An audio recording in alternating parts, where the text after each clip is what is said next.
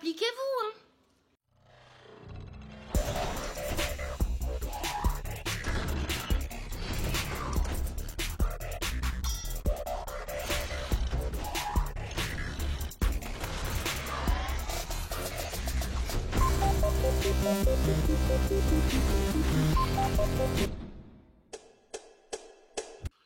Salut mon poulet.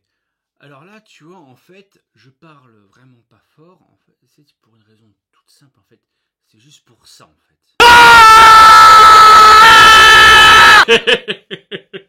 Putain, je suis trop con. Yo les poulets, bienvenue pour cette nouvelle vidéo. Aujourd'hui, on va causer aérographe. Un aérographe, qu'est-ce que c'est? En fait, vulgairement, c'est un pistolet à peinture, en fait. Hein. Voilà. Là, si tu me suis, hein, normalement, tu dois déjà le savoir. Ça fait la taille d'un stylo, comme tu peux le voir. Et bah, ça déchire sa mère, en fait. C'est un truc super pratique, c'est super cool.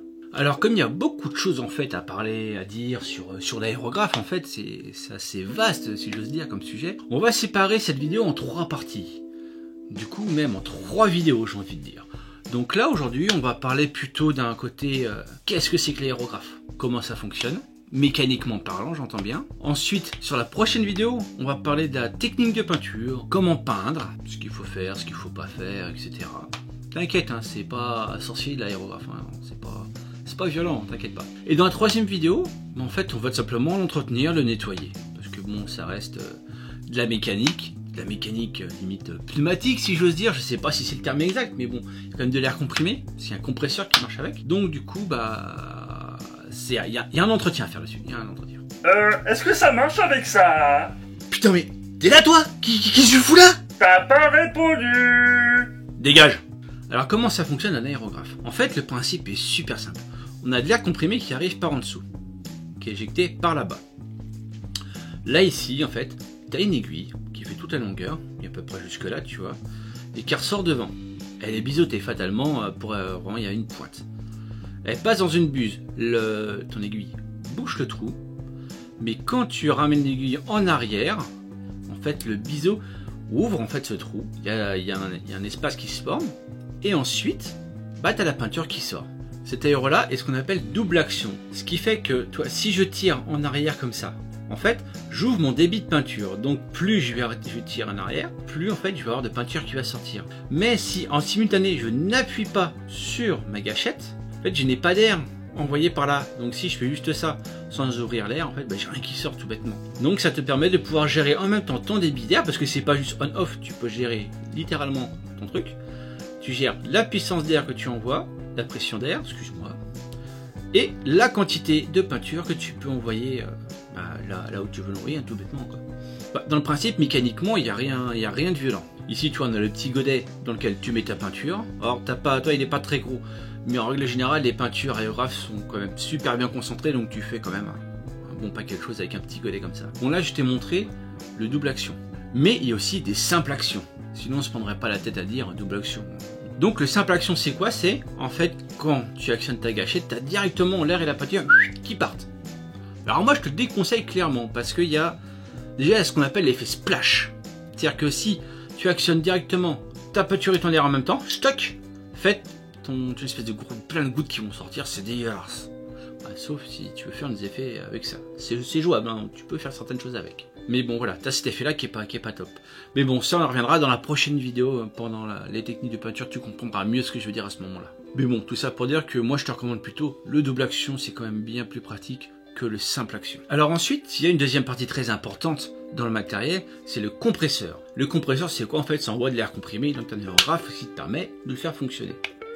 Mais il y a deux types de compresseurs. Tu as le compresseur à réserve d'air et le compresseur sans réserve d'air. Alors un compresseur sans réserve d'air, ça donne un truc à peu près comme ça. Tu as plusieurs formes différentes, mais toi ça c'en est un. Donc ça quand tu mets en marche, en fait tu as un moteur qui tourne en permanence dedans et qui t'envoie de l'air à ton aéro. Le bon côté c'est que ça prend peu de place, mais le mauvais c'est que ça fonctionne tout le temps en fait. Donc du coup tu as toujours un moteur qui ronronne, qui va ronronner plus ou moins fort en fonction des performances de ton moteur, bien sûr, t'en as qui sont beaucoup plus silencieux que d'autres. Mais bon, si tu veux pas mettre trop cher, t'en as qui seront certainement beaucoup plus bruyants. Parce que voilà.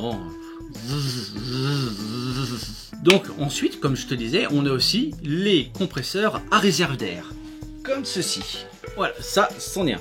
Le bon point, c'est que tu as une réserve d'air. Du coup, ton moteur, il tourne pas en permanence. Du coup, tu peux travailler vraiment dans le silence en fait. Ça, c'est vraiment kiffant. Honnêtement, c'est kiffant. Par contre, le point négatif, c'est que ça pèse beaucoup plus lourd. Hein. Ça pèse son poids. Hein. Voilà. Alors, le point négatif de ce type de compresseur à réserve, c'est que ils sont aussi plus chers. En règle générale, ils sont quand même assez chers.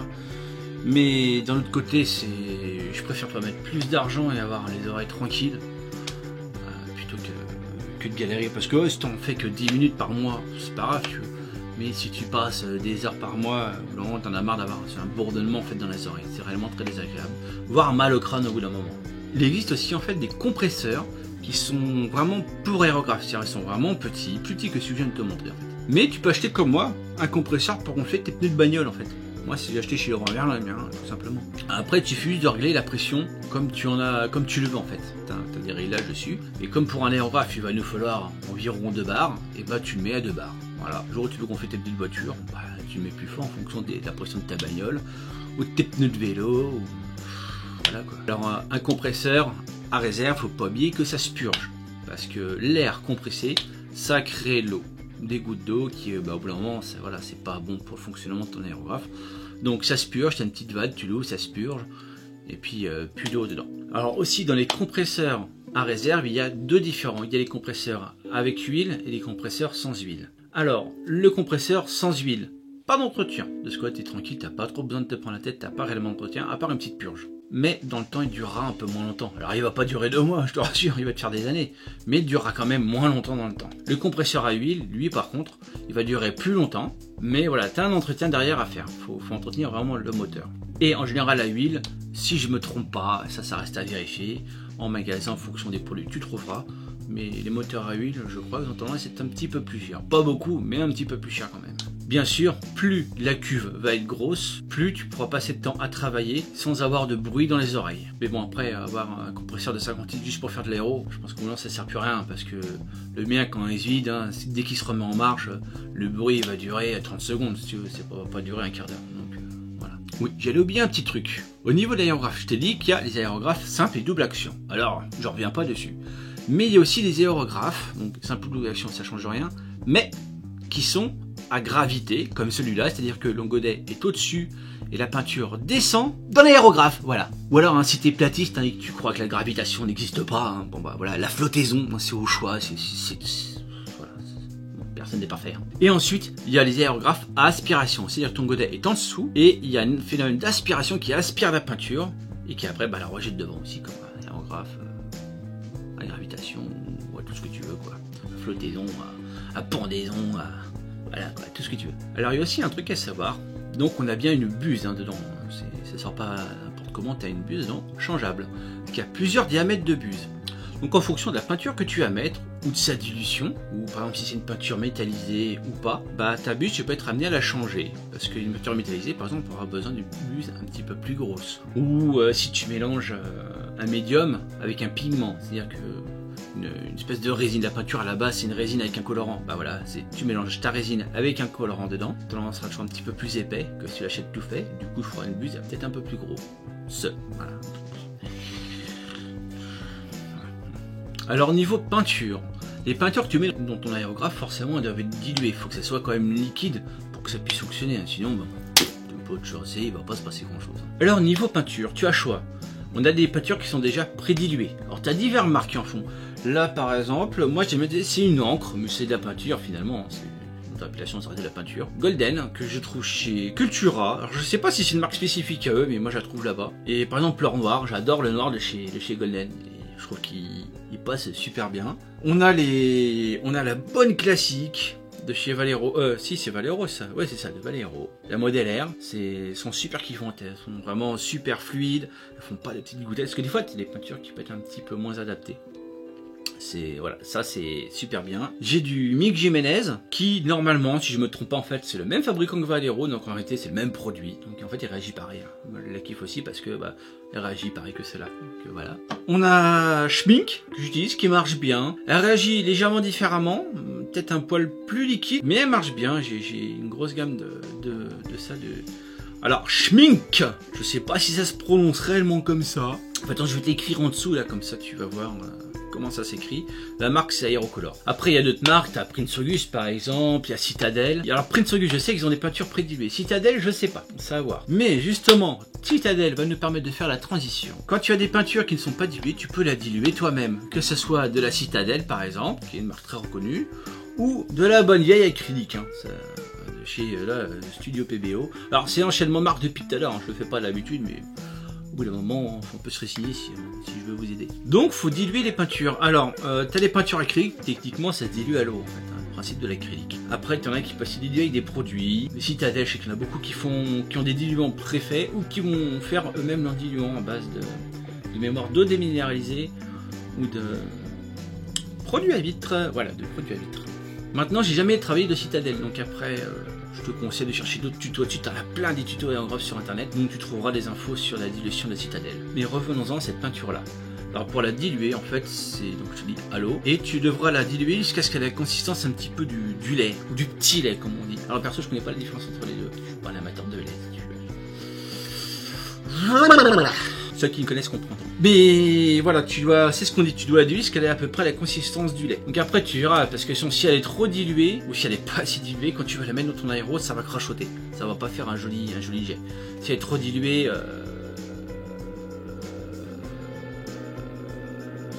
en fait, je sais pas ce que je veux te dire en fait, donc c'est pour ça que je vais, c'est pas prévu dans le scénario, même pas. Donc voilà, je sais plus ce que je voulais dire, mais en fait non, j'avais rien d'autre à dire. En fait, je croyais que j'avais autre chose à dire, mais je n'ai plus rien à dire. Donc voilà, on arrive à la fin de cette première partie. Donc tu as compris à peu près le fonctionnement d'un aérographe. Si tu as besoin, n'hésite pas de m'envoyer un petit message ou de me parler en commentaire de la vidéo en dessous. N'hésite pas, je répondrai à tous les commentaires. Alors comme d'habitude, tu peux me retrouver sur Facebook et sur YouTube. N'hésite pas à partager comme un bâtard, il n'y a pas de problème. Si tu veux m'aider, me faire un petit don, tu peux me retrouver sur Tipeee. Tu vas retrouver le lien en description de la vidéo. Et puis maintenant, je te dis dans... je sais pas, je pense dans une semaine, je sais même pas quand est-ce que je la posterai, mais pour la deuxième partie de cette vidéo. Ciao mon poulet!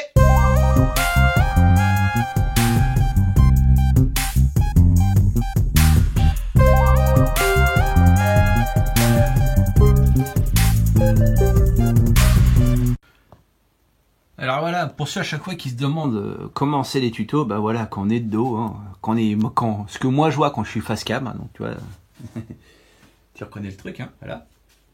Ah, voilà ce qu'on voit en fait. Hein, on a une lumière là, on a la caméra, j'ai mon retour.